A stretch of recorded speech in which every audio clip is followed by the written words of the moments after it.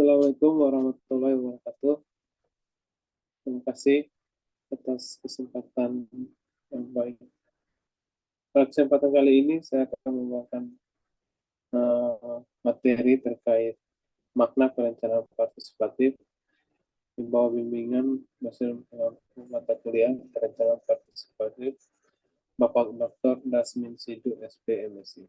Pokok pembahasan dalam presentasi kali ini yaitu pertama terkait pendekatan partisipatif, yang kedua makna dan tujuan partisipatif, yang ketiga ciri-ciri partisipatif, 4 perencanaan partisipatif, 5 perencanaan pembangunan partisipatif desa, 6 perencanaan pembangunan partisipatif kawasan pedesaan, 7 penyelenggaraan perencanaan partisipatif.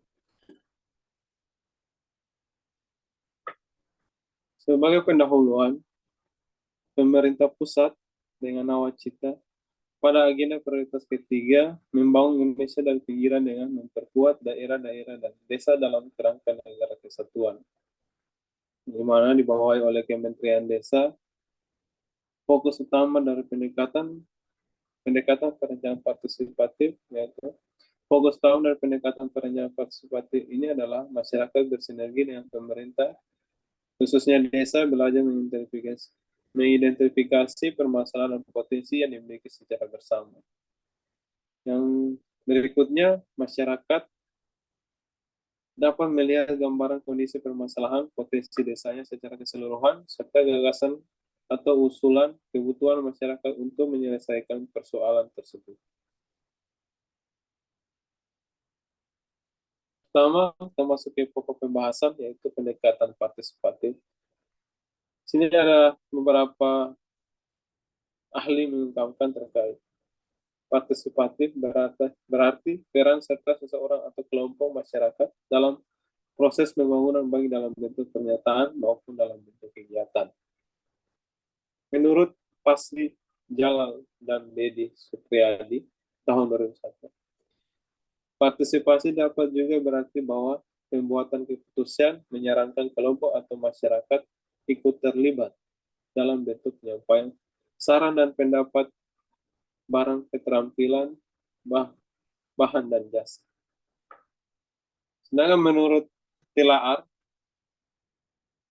partisipasi adalah sebagai wujud dari keinginan untuk mengembangkan demokrasi melalui proses desentralisasi, di mana diupayakan antara lain perlunya perencanaan dari bawah atau bottom up. Berikutnya, menurut Sastro Poetro, mengemukakan bahwa partisipasi adalah keterlibatan mental, pikiran, dan emosi peran seseorang di dalam situasi kelompok yang mendorong untuk memberikan sumbangan kepada kelompok. Yang berikutnya, menurut Mubiarto 84, mendefinisikan partisipasi masyarakat sebagai kesediaan untuk membantu keberhasilan setiap program sesuai kemampuan setiap orang.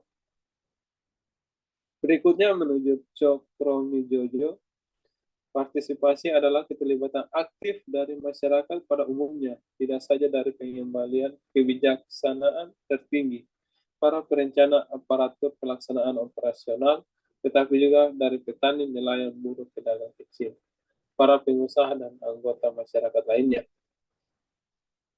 Dan yang terakhir, menurut Bank Dunia, partisipasi adalah suatu proses di mana berbagai pelaku, stakeholder, dapat mempengaruhi serta membagi wewenang dalam menentukan inisiatif-inisiatif pembangunan.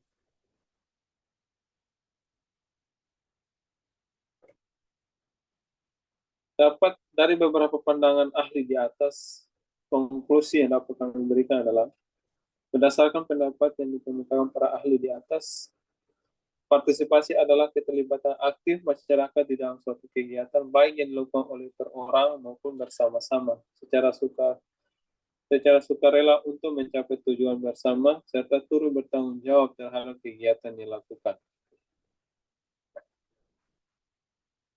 Berikutnya, mengenai makna partisipatif, menurut Dirjen Pemdes 2005, dibagi menjadi 4 makna partisipatif. Yang pertama, media belajar. Yang kedua, pengembangan program aksi bersama. Yang ketiga, memberikan kesempatan belajar bagi masyarakat. Yang keempat, berorientasi pada perubahan perilaku masyarakat. Berikutnya, menurut Eugen Erikson, makna partisipatif ada 3, yaitu manifestasi tanggung jawab sosial dari individu terhadap komunitasnya. Kedua, secara internal berarti adanya rasa memiliki terhadap komunitas. 3, dalam arti eksternal terkait dengan bagaimana individu melibatkan diri dengan komunitas lainnya. Konklusinya adalah, berdasarkan pendapat para ahli di atas, makna partisipasi kesempatan belajar bagi masyarakat untuk mengenali persoalannya serta memahami potensi yang dimilikinya, sehingga masyarakat dan pemerintah merasakan suatu tanggung jawab moral. Kita masuk ke tujuan partisipatif. Menurut Dirjen Pemdes, sini ada 5 tujuan, yaitu tujuan partisipatif, yaitu mendorong memahami persoalan kondisi nyata dan potensi-potensi yang dimiliki oleh desa. Yang kedua, tersusunnya perencanaan pembangunan yang lebih bermutu sesuai dengan kebutuhan masyarakat. Yang ketiga, terjalinnya kebersamaan dan sinergi dengan pemerintah maupun kelompok peduli setempat dalam pembangunan yang berorientasi menanggulangi kemiskinan secara efektif dalam tatanan good governance, serta mampu mewujudkan terciptanya kesejahteraan dan tertatanya sarana prasarana yang mendukung para peningkat ekonomi yang berkelanjutan. Yang keempat, memiliki program pelaksanaan pembangunan sebagai solusi penyelesaian masalah sesuai kebutuhan, yaitu terarah tetap sasaran, tepat guna, dan bermanfaat. Yang kelima, menumbuhkan kesadaran kritis para pembangunan di desa untuk mendorong transformasi sosial agar masyarakat lebih mampu untuk menganalisis keadaan sendiri. Kemudian memikirkan apa yang bisa dilakukan untuk memperbaiki keadaan serta mengembangkan potensi dan keterampilan mereka dalam mengelola pembangunan. Berikutnya, menurut Suratmo, tujuan partisipatif ada 3, mengikutsertakan masyarakat dalam pengelolaan lingkungan hidup, mengikutsertakan masyarakat dalam pembangunan negara, membantu pemerintah untuk dapat mengambil kebijaksanaan dan keputusan yang lebih baik dan tepat. Berikutnya, menurut Skiller dan Unplug dalam Festival 2003, tujuan partisipatif ada 5, yaitu menciptakan visi bersama, membangun rencana, mengumpulkan gagasan, menentukan prioritas membuat pilihan, menjaring aspirasi masukan, dan yang terakhir yang keenam, mengumpulkan informasi atau analisis situasi. Tujuan partisipatif kami meraih ada 4, yaitu pertama, menciptakan visi bersama, membangun rencana, mengumpulkan gagasan. Yang kedua, mendorong memahami persoalan dan terjadinya kebersamaan dan sinergi dengan pemerintah. 3, mengikutsertakan masyarakat, membantu pemerintah untuk dapat mengambil kebijaksanaan.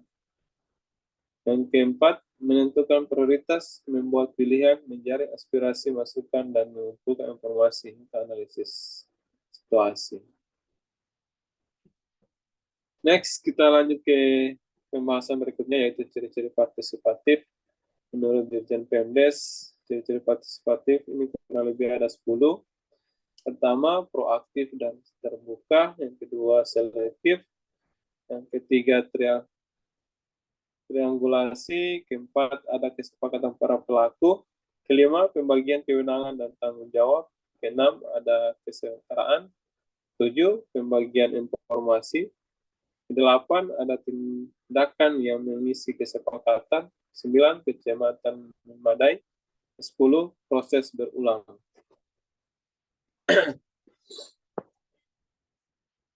Next, kita ke pandangan berikutnya. Menurut Wijaya, 3 ciri-ciri partisipatif ini ada 6. Pertama, partisipatori atau keterlibatan, legalitas mengacu dengan aturan.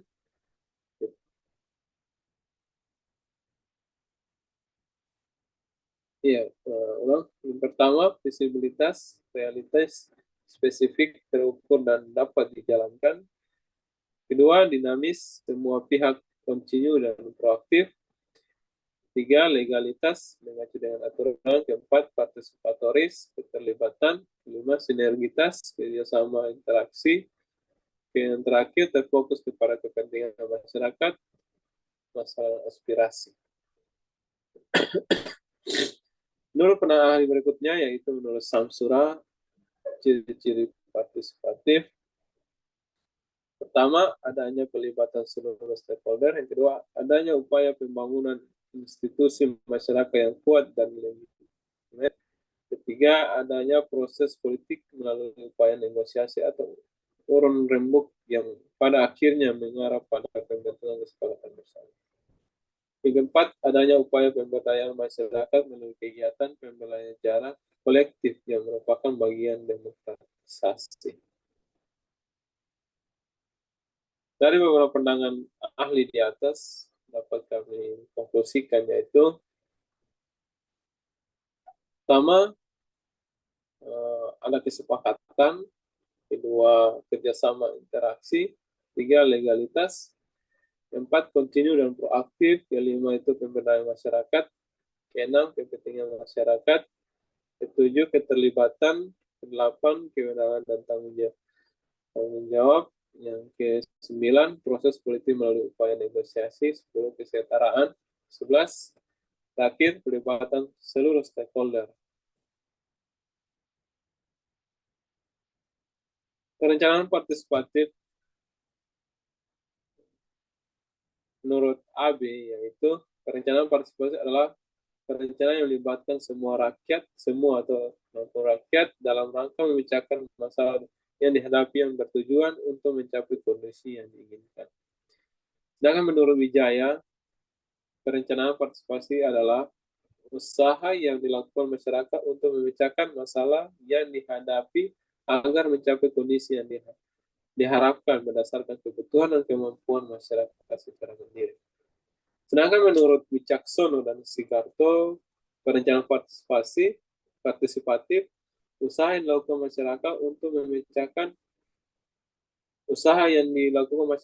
memecahkan masalah yang dihadapi agar mencapai kondisi yang diharapkan berdasarkan kebutuhan dan kemampuan secara mandiri. Dari beberapa pandangan dari para ahli di atas, kami konklusikan yaitu perencanaan partisipasi adalah proses pelibatan masyarakat secara langsung maupun tidak langsung. Perencanaan partisipasi berpihak pada kepentingan masyarakat dan perlu ada keterlibatan masyarakat, di mana perencanaan partisipatif merupakan perencanaan yang disusun dan dari bawah atau bisa disebut bottom up planning. Next, pembahasan selanjutnya yaitu terkait perencanaan pembangunan partisipatif desa. Berdasarkan Undang-Undang Nomor 6 Tahun 2014, perencanaan pembangunan partisipatif desa meliputi tahap perencanaan, pelaksanaan, dan pengawasan. Pada tahap perencanaan, pemerintah desa menyusun perencanaan pembangunan desa sesuai dengan kewenangan dengan mengacu pada perencanaan pembangunan kabupaten kota. Kedua, berdasarkan Permendagri Nomor 66 Tahun 2007, perencanaan pembangunan desa memberi amanah kepada pemerintah desa untuk menyusun program pembangunannya sendiri melalui forum perencanaan disebut sebagai musyawarah atau musrenbang desa. Proses pelibatan masyarakat dalam proses perencanaan dan penganggaran pembangunan desa diharapkan upaya meningkatkan kesejahteraan masyarakat secara merata dan keadilan lebih bisa tercapai. Terakhir, mulai berdasarkan Permendes Nomor 17 Tahun 2019, Pasal 7 Ayat 1, perencanaan pembangunan desa terdiri atas penyusunan RPJMD desa, penyusunan RKP desa. Perencanaan pembangunan desa sebagaimana dimaksud pada ayat 1 disusun secara berjenjang meliputi RPJMD desa 6 tahun dan RKP desa 1 tahun. Dari beberapa uraian peraturan di atas dapat kami konklusikan yaitu Perencanaan pembangunan desa telah diatur dalam beberapa regulasi yang itu Permendes nomor 17 tahun 2019 yang telah diamanatkan untuk disusun dokumen RPJMD Desa dengan jangka waktu 6 tahun dan RKP Desa dengan jangka waktu 1 tahun. Perencanaan pembangunan desa juga dapat dilaksanakan dengan tahap perencanaan, pelaksanaan, dan pengawasan. Pemerintah desa untuk menyusun program pembangunan sendiri forum perencanaan desa sebagai musyawarah perencanaan pembangunan desa atau musrembang desa. Kita masuk ke poin pembahasan berikutnya yaitu perencanaan pembangunan partisipatif kawasan pedesaan. Kutip dari Insinyur Harlina Sulistiorini, Dirjen Pembangunan Kawasan Pedesaan. Mengungkapkan bahwa perencanaan pembangunan partisipasi kawasan pedesaan ini dengan kerangka dasar pembangunan kawasan pedesaan itu ya Allah, pertama ada kawasan pedesaan, relevansi kawasan, fungsi kawasan, dimensi penyangga.